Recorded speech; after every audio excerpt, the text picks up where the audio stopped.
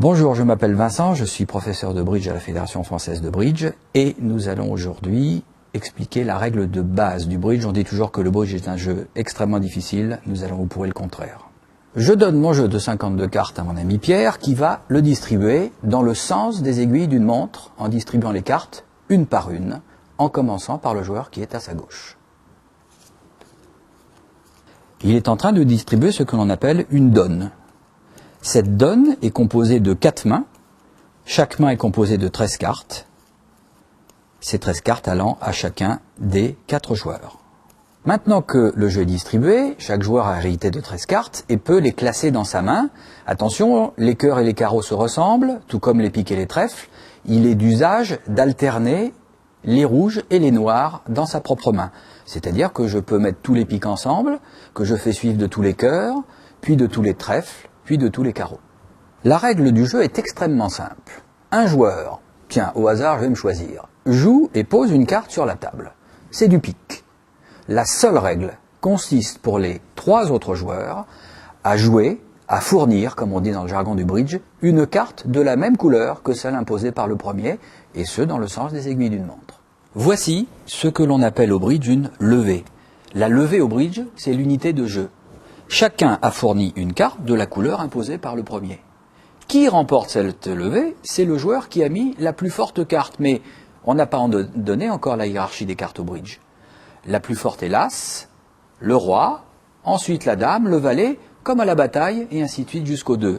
Comme Pierre a fourni la carte la plus forte dans la hiérarchie précédemment expliquée, eh bien, Pierre remporte cette première levée avec son valet de pique. Il remporte un pli, on appelle ça aussi une levée, un pli, une levée, ce sont 2 termes synonymes au bridge.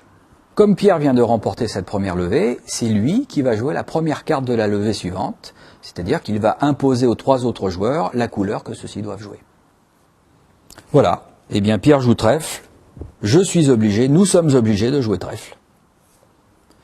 Qui a remporté la levée?